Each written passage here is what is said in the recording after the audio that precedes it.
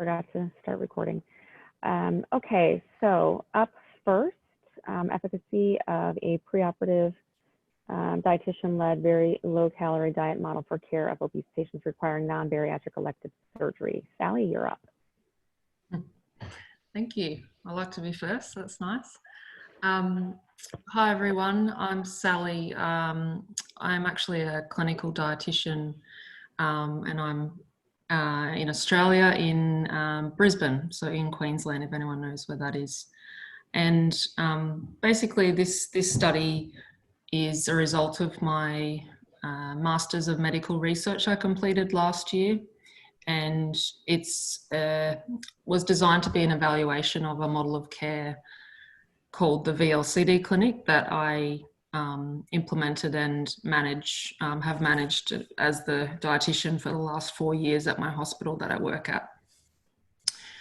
And so basically, I guess as a bit of a background, as many people know, and you would all know, that elective surgery and obesity can carry higher risks for obese patients, and complications can be more prevalent in obese patients.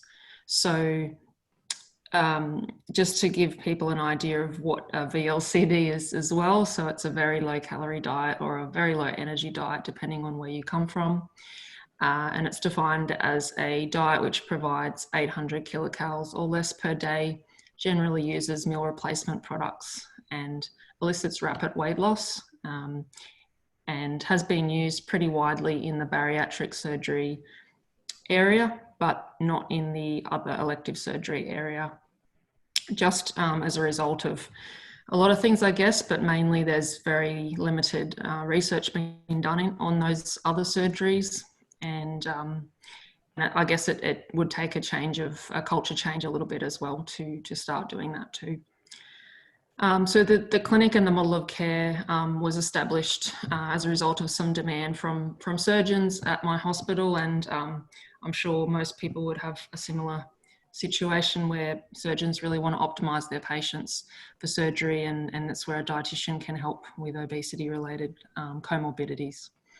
So the aim of this study was to evaluate efficacy of this clinic, and we wanted to see if it was effective in terms of weight loss, if it was feasible, and if the stakeholders who were involved, i.e. the patients and the surgeons, were happy with the model, and if they perceived surgical benefits as a result. So over 2 years, we collected patient data from medical charts, and it was those patients who were referred by surgeons to the clinic and had engaged in VLCD treatment. So it ended up being 78 patients. And the model of care is interdisciplinary. So it includes myself, the surgeon who's leading each patient's care, and then an anaesthetist is involved, and surgical bookings department as well. And there's a couple of critical things, I guess, in terms of the model, which is, one is that we have weight loss targets set for each patient, and the surgeon will set those in order to proceed to surgery for most people, and we limit it to 10% body weight loss as a limit. And after people, if they've successfully lost weight, we try and get a prompt surgery date after that. So generally aim to get that done within 6 weeks of that weight loss being achieved. In terms of the dietitian care, a VLCD was prescribed to every patient based on meal replacement products, and protein requirements were calculated for every patient, and tried to meet those. Patients came to appointments, fortnightly appointments, and adjustments were made to the dietary prescription by the dietitian to aid adherence. And as I said, we wanted to get an idea of the patients and surgeons' perspective, so they were both surveyed if they had referred in terms of the surgeons, or if they had been through the clinic in terms of the patients. So in the results section, effectiveness was measured through the weight loss achieved. So overall, we had a change of 9 kilos, and we work with kilos, so I have put a pounds there if anyone needs that. 19.8 pounds he's 9 kilos, which was statistically significant, and a BMI reduction of 3.3. Most patients lost enough weight that they could proceed to surgery, so 70% of those patients. In terms of feasibility, the time to achieve that weight loss was a median of 10 weeks, and attendance rate was quite high as well. When we surveyed the surgeons and the patients, they were both groups are very satisfied, and so surgeons were asked about changes that they perceived as a result of VLCD treatment for their patients, and they reported easier operations, shorter operations, and reduced blood loss, as well as easier laparoscopic access and access to organs. And 100% of surgeons would recommend the model. So I guess conclusion-wise, we've established that the model is effective, feasible, and that there's high stakeholder value. In terms of surgical outcomes, that's still yet to be absolutely determined, and that's my plan is to, I'm undertaking a PhD at the moment, and my study will be looking at VLCD treatment and surgical outcomes. Thanks very much, that's it. Thank you so much. That was great. Does anybody have any questions? Okay. All right, no questions. Thank you very much. I really enjoyed that. It's a great model, absolutely. I wish we had some of that here in Charlotte, because we often operate on obese patients, and their outcomes are not very good. So very much needed. So good luck with your PhD. Thank you, thanks. Okay. So, perioperative management of massive upper gastrointestinal hemorrhage secondary to aortoesophageal fistula and hypoxic arrest. Hi, I'm Parvez Lala. I'm a senior clinical fellow in the Department of Anesthesia, working with Cambridge University Hospital, United Kingdom. So today my poster is actually about how we perioperatively managed our patient who had a massive upper GI hemorrhage, which was secondary to an aortoesophageal fistula, and then he landed in hypoxic arrest. How we perioperatively worked on that patient, that's all my poster is about. So aortoesophageal fistula in itself, it's quite rare, and it's a life-threatening condition. And on top of that, the mortality is very high. And when we have soiled airway and hypoxic arrest on top of that, the outcome becomes even worse. So in my case, I'm going to talk about how a multidisciplinary team approach and involvement of all the modalities and immediate action made a difference in the successful outcome of our patient. So I had this patient booked in my emergency list a few months back, who was a 62-year-old gentleman who was booked for checked OGD and vac dressing change. Reason being that overnight he had a bout of hematemesis, and the surgeons, they wanted to have a look to see if they can find the source of bleed where from the patient actually bled overnight. So I just went and assessed the patient. So this patient had a month back an Ivor-Levis esophagectomy for his esophageal carcinoma.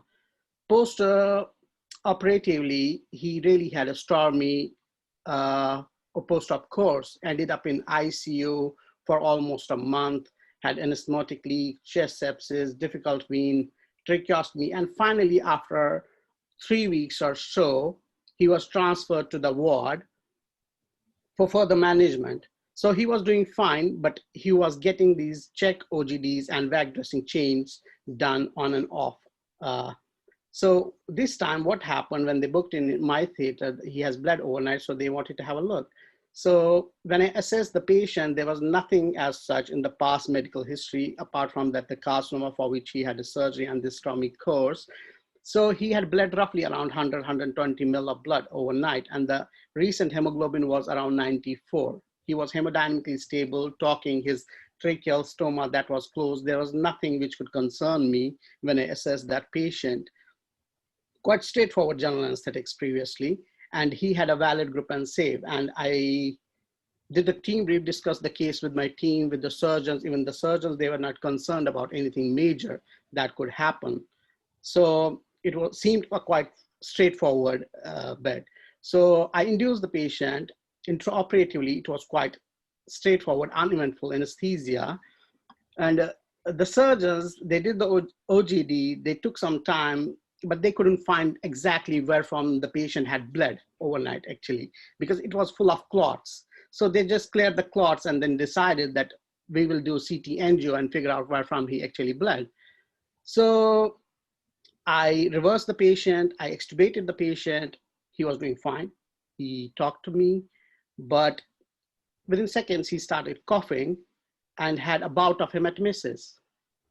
So I gave him a kidney drip, turned him to the side. So again, asked him, everything was fine on the monitor and everything else appeared okay. Then in another 30 seconds or so, he had another bout, and within no time, the patient collapsed. He lost his consciousness and mouth was full of blood. I put 2 suctions in, pressed the health buzzer. My senior consultants, 4 of the consultants, they just came in, and within no time, the SAT started coming down, and I got immediately my airway equipment to secure the airway. But the oropharynx, it was just full of blood. The 2 suctions in there, they couldn't clear the blood up. And it was previously grade 1 laryngoscopy, but this time I couldn't see anything. It was just blood and blood everywhere.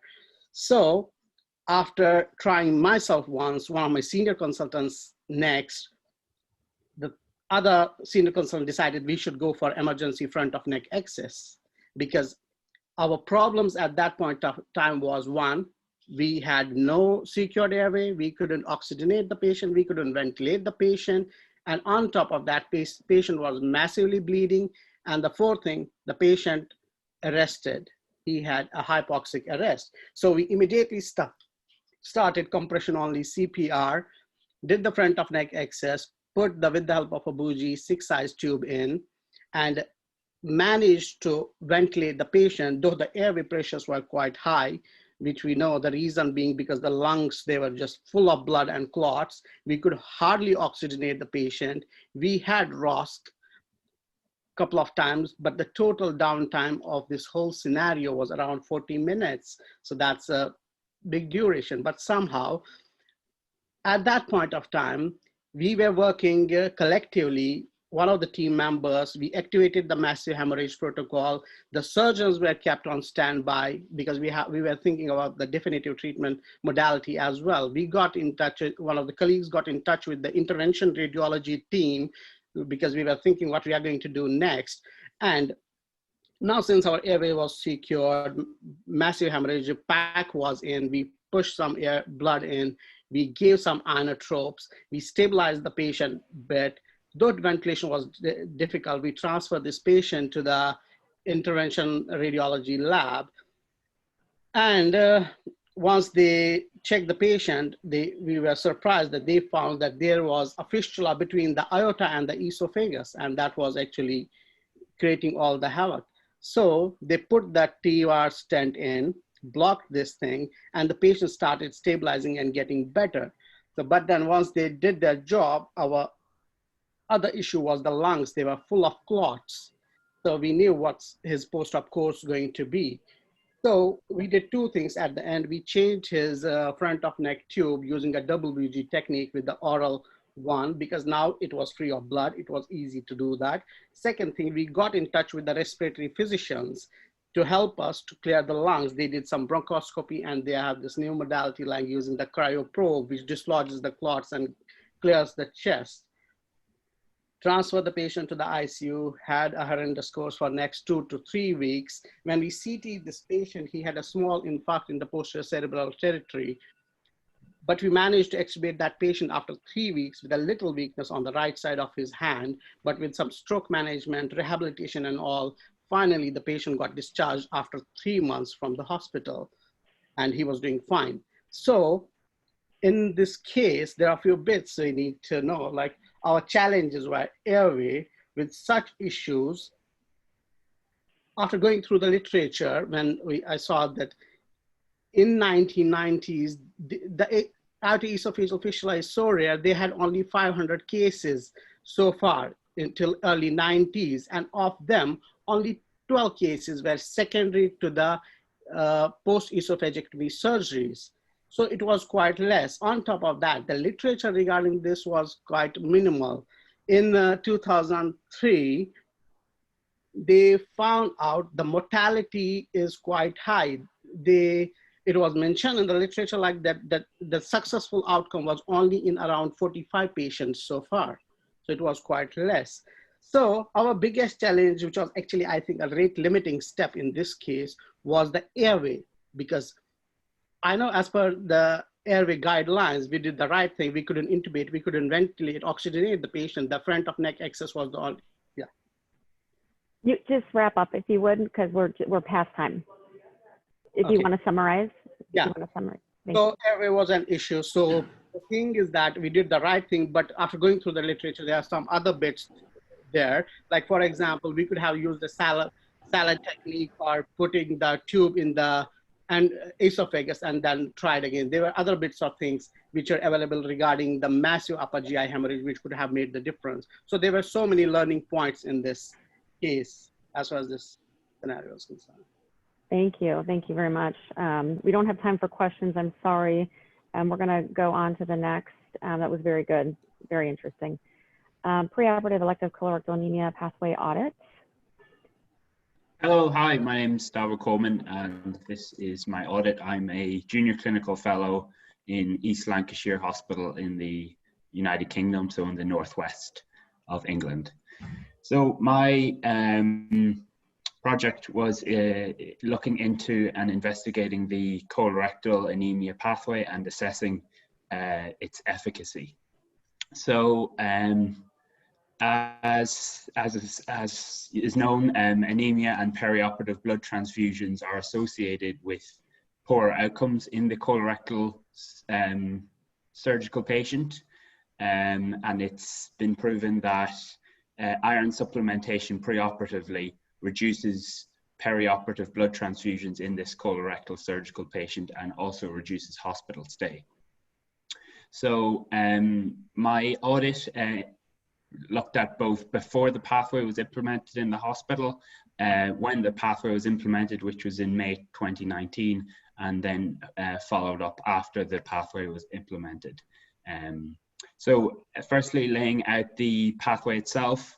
So we defined anemia as a HB of less than 130 for both male and female, as it's shown that in the surgical population that both women also have worse morbidity and mortality with a hemoglobin of less than 130 compared to 130.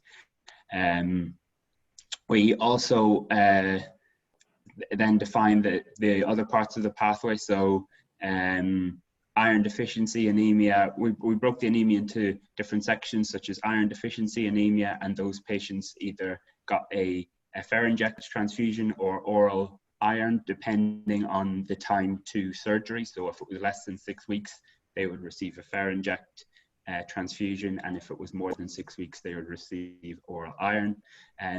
It was also, anemia was also defined as anemia of inflammation, folate and B12 deficiency, and then there was also a group of patients which didn't fall into any of those categories. So that was when the ferritin was less than 100 micrograms per liter, and the transferrin saturation was less than 20%. The majority of these patients ended up having an individualized analysis of their blood results, and often was a combination of different factors that led to their anemia, such as anemia of inflammation or renal failure, and then got individualized care. But for each of the other steps and the other patients, the pathway was automated. So when the blood was taken preoperatively in the assessment, if the anemia was shown, the lab would automatically carry out the hematinic screen and arrange a transfusion if that was the correct form of treatment. So before this pathway was implemented, patients would have to come back to get a second blood test for the hematinic screen, and then would then get a further message to come back and get a pharyngect appointment if that was the cause, if iron deficiency anemia was the cause of their anemia. So looking at the top graph, you can see that before the pathway was implemented, so from October 18 until May 2018, we have 24% of the preoperative patients with anemia were correctly investigated and treated accordingly. So that means their anemia was either incorrectly, they didn't correctly do all the hematinic screen, or they didn't receive the transfusion which they may have needed, the pharyngect transfusion which they would have needed. Then after the pathway was implemented in May 2019, so from May 2019 to December 2019, 65% of patients had their anemia correctly investigated and treated accordingly. And then looking at some of the outcome metrics, so the pre the pathway, 31% of patients who were anemic received a blood transfusion, and then after that 12% of patients received a blood transfusion. After the pathway was implemented, so 12% of patients received a blood transfusion. So that means the number of blood transfusions decreased by 18.5% after the pathway was implemented. And then looking in more detail, so of the patients who didn't follow the pathway, so before the pathway was implemented, 16 patients received a blood transfusion who shouldn't have received a blood transfusion based on their blood results. Then after the pathway was implemented, only two patients received a blood transfusion which shouldn't have received a blood transfusion. You can also see on the bottom graph that the number of preoperative transfusions and postoperative transfusions decreased from before and after the pathway was implemented. And then also looking at the graph on the right, in this graph, it looks at the length of stay for patients. So in particular, you can see that when the pathway was followed, patients stayed spent less time in hospital. So the average length of stay when the pathway wasn't followed was 11.5 days, and the average length of stay when the pathway was followed was 10.9 days. So a small difference, but still a difference in overall length of stay. In terms of ICU length of stay, the difference was insignificant, but in the overall length of stay in the hospital, it was about half a day less. So in conclusion, the pathway reduced blood transfusions, preoperative and perioperatively. There was also an increase in the correct diagnosis of anemia, and there was also a signal towards a reduced length of stay overall for these patients. So that is my audit. Excellent, excellent, thank you. Do we have any questions? I don't see anything on the chat. Quick question, because we're over time, but so this is great for colorectal. Do you know if it's being used in other service lines currently? Well, in terms of my own hospital, I know there's, based on this audit, the plan is to extend it out to other surgical groups, but the pathway will then need to be changed and specialized, for example, for the orthopedic patient, where there would be less anemia of chronic disease and less need to have the pharyngect transfusion, as they are mostly not as time dependent as the cancer patients to have the surgery. I'm not sure about other centers and their pathways, to be honest. Right, that's great. Thank you so much. Appreciate it. Okay, up next, radiological Psoas density and predicting outcome in colorectal. I'm blocking my view here, surgery. Hi, my name is Gaurav. I'm one of the anaesthetic registrars at Nottingham in the UK at Queen's Medical Centre. And my project is about radiological Psoas density and using this to predict outcome in colorectal surgery. So just to start off with, we try and risk stratify a lot of our patients who have major surgery, and that includes the colorectal population, because most likely they're having their surgery for a cancer. So we do this based on what we find in clinic, so on pre-op assessment, what the surgeons have told us, what we find from history examination, and then we can use this to elicit the risk. And really this is important for both the anaesthetist who's providing the anesthetic, the surgeons, but also for the patients, because the patients really want to know what their level of risk is, so that we can counsel them on what to expect afterwards. Is this the correct course of treatment for them? Should they have surgery? And patients are becoming much more informed on what their options are. So would it be better that they had chemotherapy, or is it surgical intervention for resection? We're seeing a lot of these patients now, and they account for quite a lot of postoperative mortality. So whatever we can do to try and risk stratify them would be useful. So what we found is there's data from other projects where radiological psoas density, so the density of the psoas muscle on CT, can be used to work out what level of sarcopenia, so the muscle mass that these patients have, and associate this with surgical outcome. So it's been found so far that poorer psoas densities indicates a level of sarcopenia. So these patients may be quite sedentary, may not have quite a good reserve, and so actually may have a poorer surgical outcome. And that helps us determine this more preoperatively, so we can prehabilitate them or risk stratify them better into a post-op level 2 or level 3 care. And so we can do this from CT. So our objectives were to essentially, can we use psoas density in our anaesthetic preoperative clinic?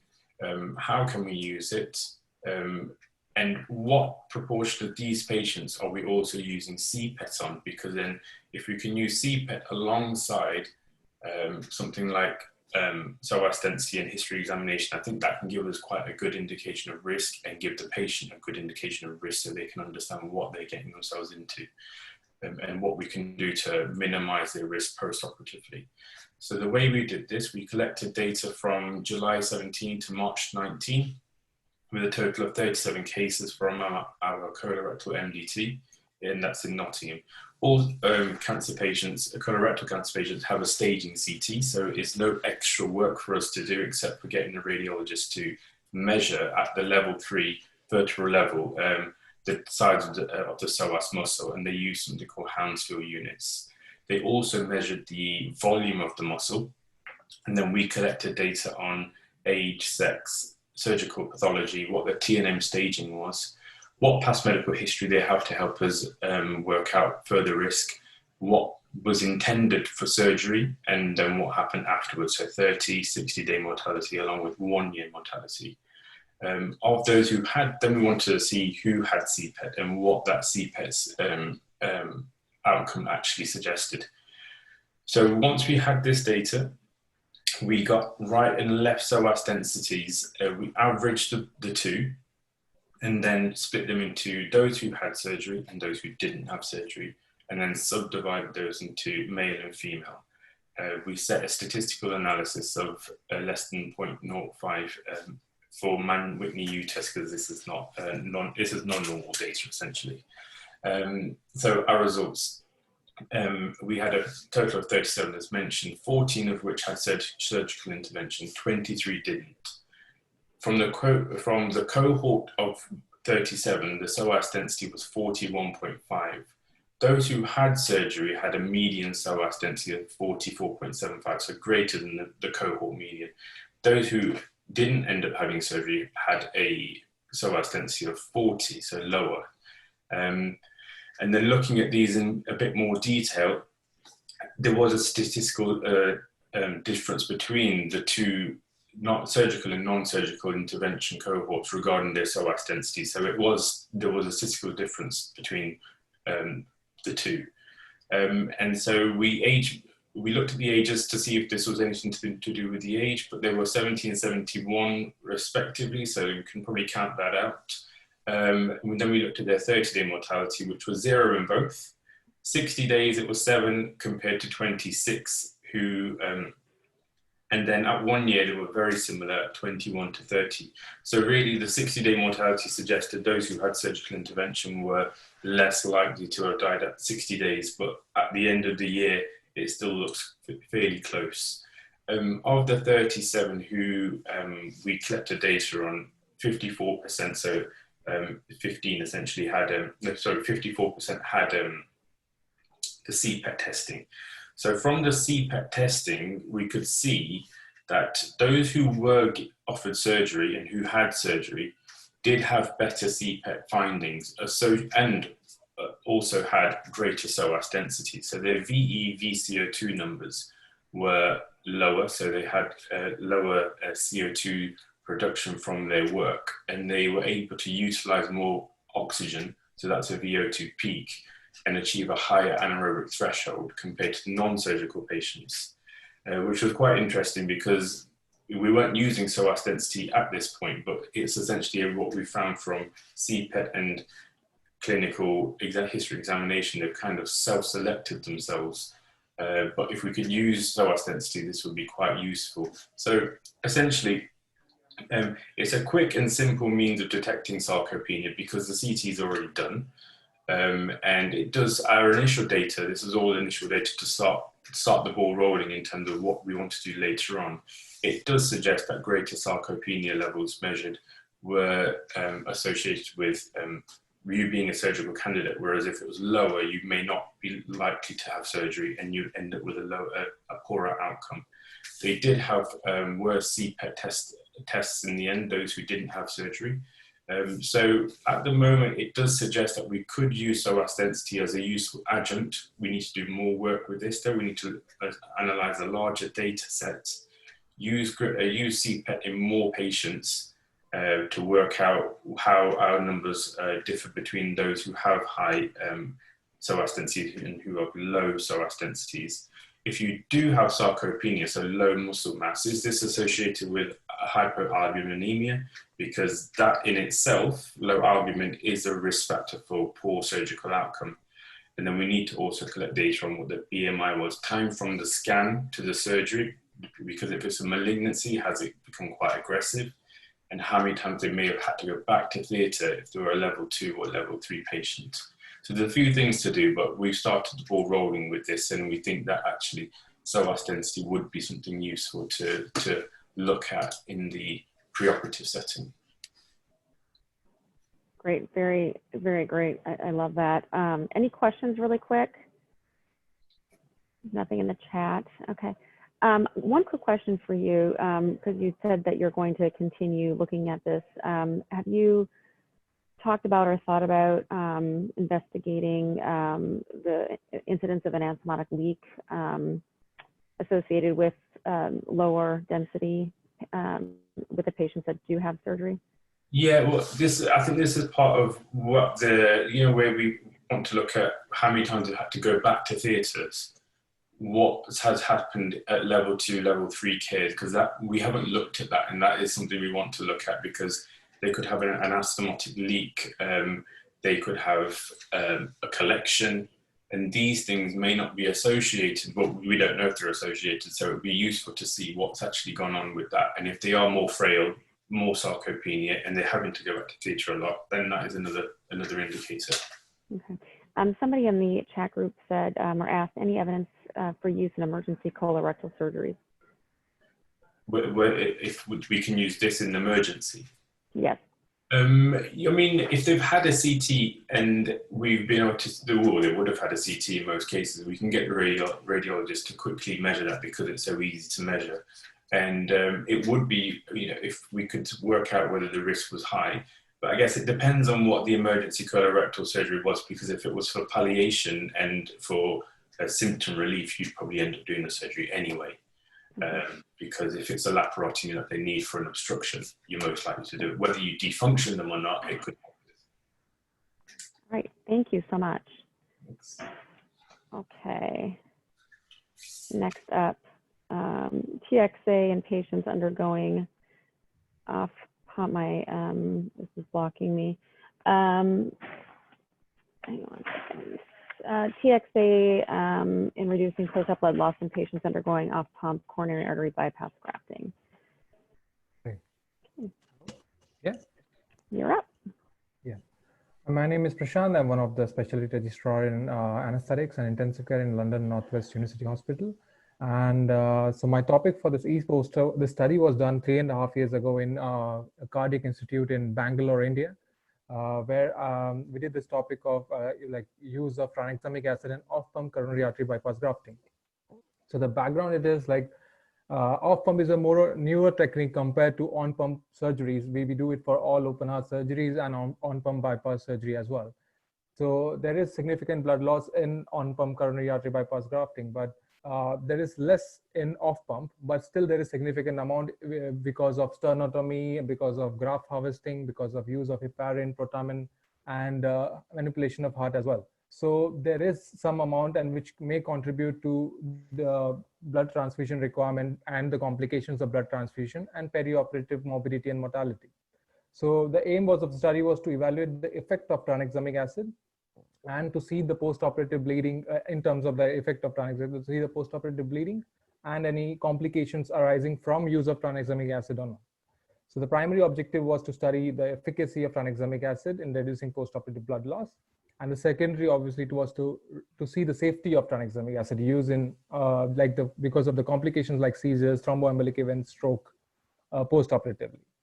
So the study design was prospective individual matched cohort study. Because of some limitations in doing a randomized trial in that institute, we had to stick with this plan of matched cohort study.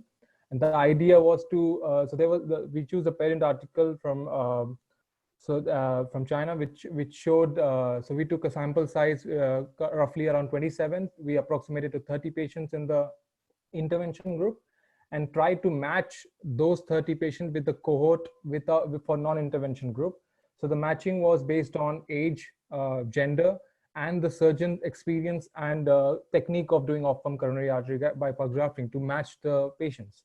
So the idea was to include every possible intervention until we reach 30 patients in the intervention group, and then try to match with the remaining 30 from the other sample, other surgeons list. And we did a pre-op risk stratification with Euroscore 2, which we use it for all the cardiac surgeries. And the intervention was to give, at the time of anesthetic induction, we used to give 10 milligram per kilo of tranexamic acid as an induction, and the control arm didn't receive anything. And post-operatively, we followed up with recording the chest drain output in the ITU every 24 hours until the chest drain was removed. In our case, most of the patients, the chest drain was removed in like almost after 72 hours, but there was negligible amount of blood loss noted on the third day. So it was mostly the data was 24 and 48 hours recording. And when we see the results, so the Euroscore also shows that the pre-op comorbidities was almost not significant. They were all matched in both the groups, and there was no significant difference. And when we see into the chest drain output, the blood loss, there was significant amount of blood loss noted in the intervention arm and the control group.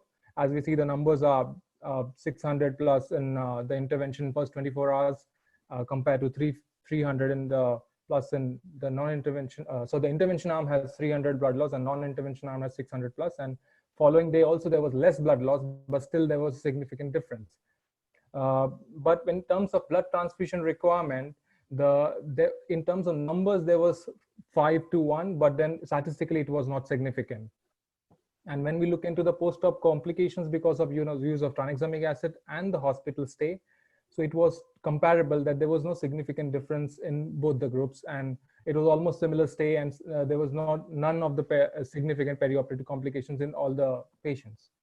So the conclusion, the study shows us that even though the off-pump coronary artery bypass grafting has less chances of blood loss, and the newer technique, that's why people use it, but still there is some, and tranexamic acid as an induction dose is very helpful in reducing the post-op blood loss. There are significant studies which shows use of tranexamic acid as induction as well as maintenance infusion throughout the surgery.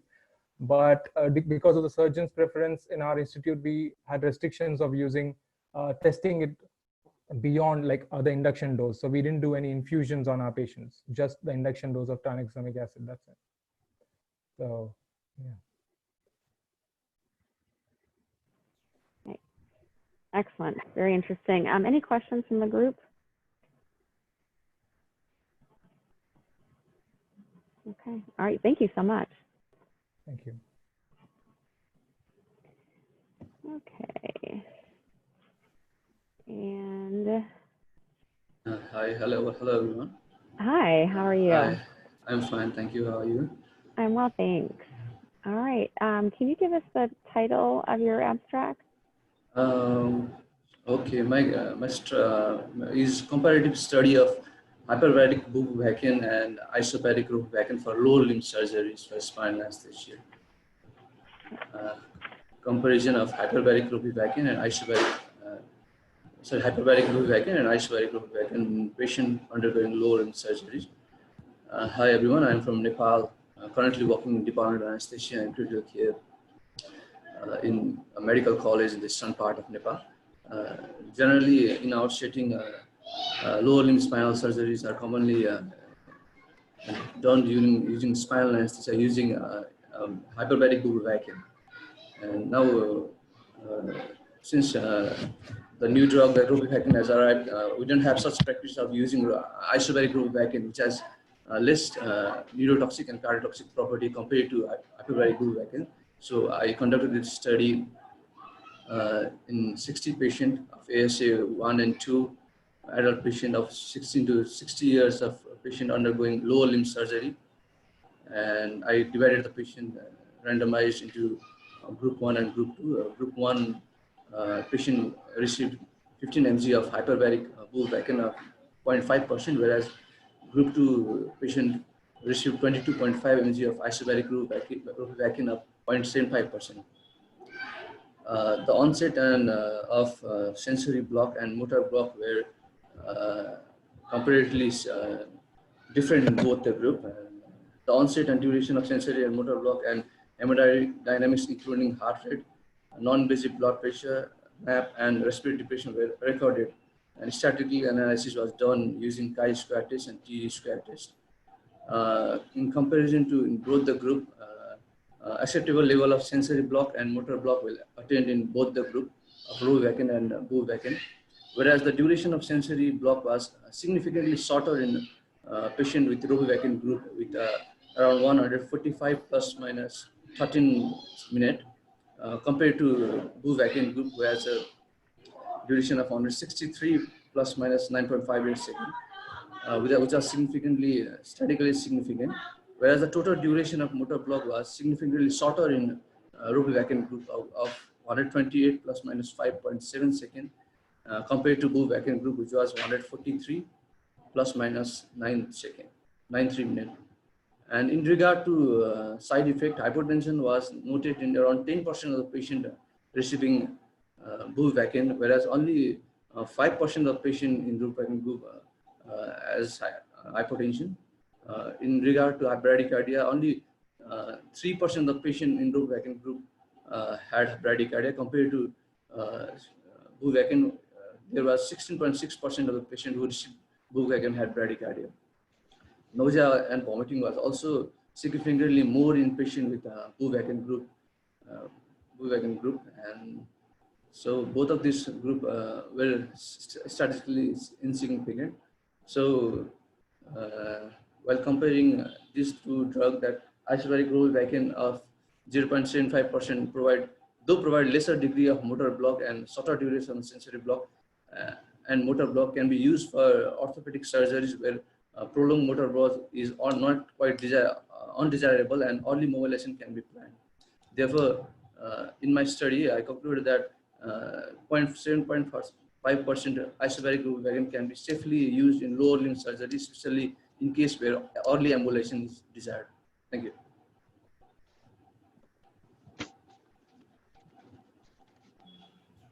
Great, thank you. Any questions from the group?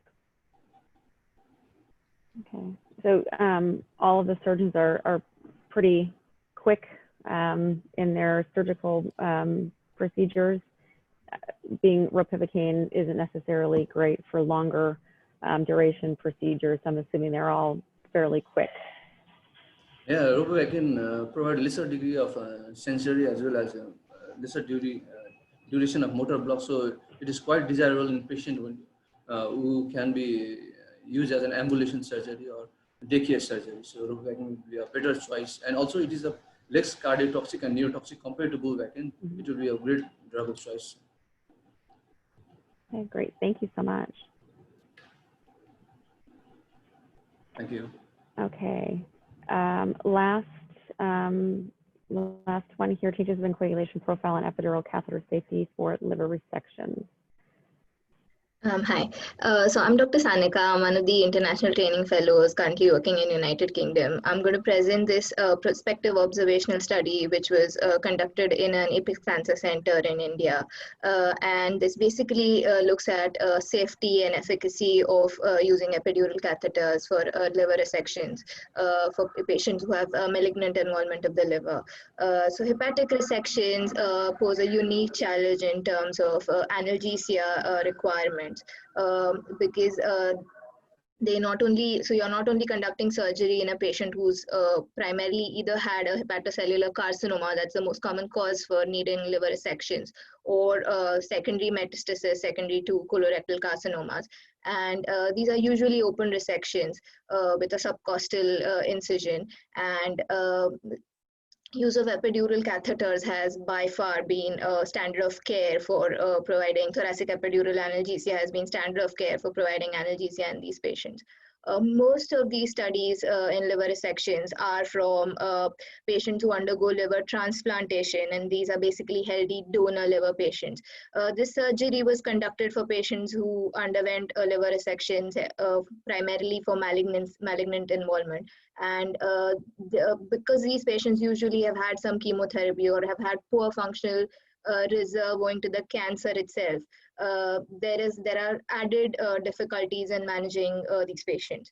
Epidural analgesia in the face of a patient who's going to undergo functional parenchymal liver loss poses challenges in terms of the coagulopathy that is seen postoperatively. So, and that's the most dreaded complication after an epidural catheter.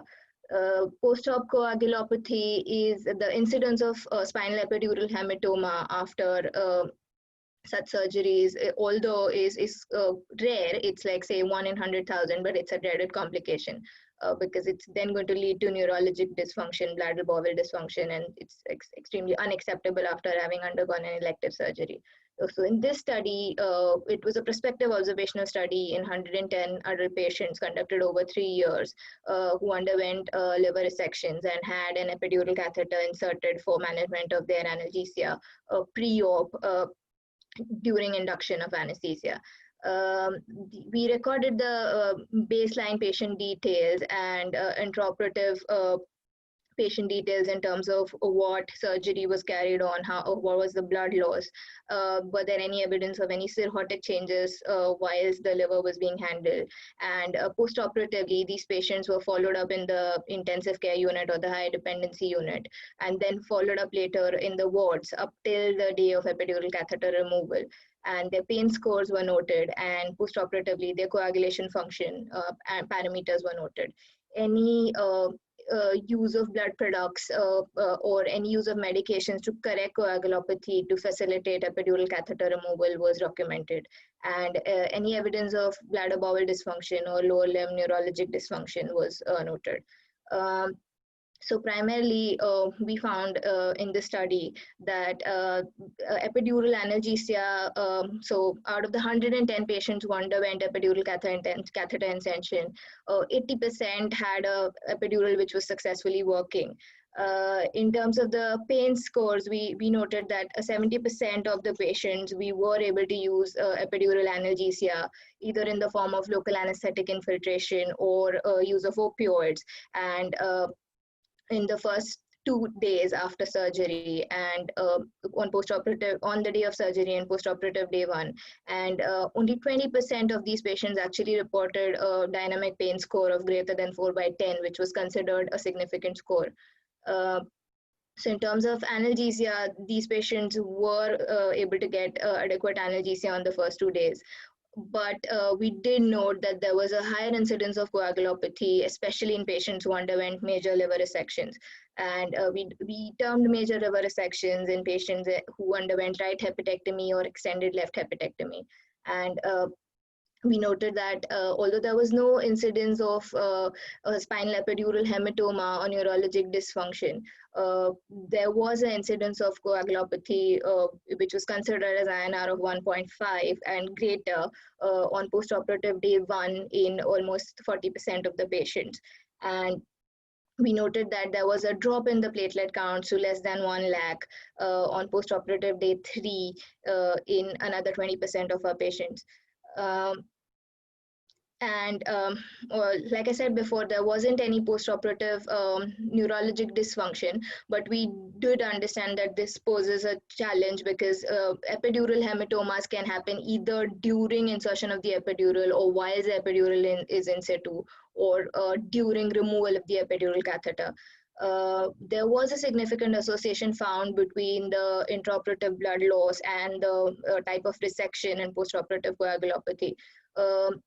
Although we couldn't find any association between cirrhosis and incidence of coagulopathy, this certainly puts light on the fact that there is more than cirrhosis, and there's more to the loss of functional liver parenchyma, which is leading to the coagulopathy postoperatively in these patients.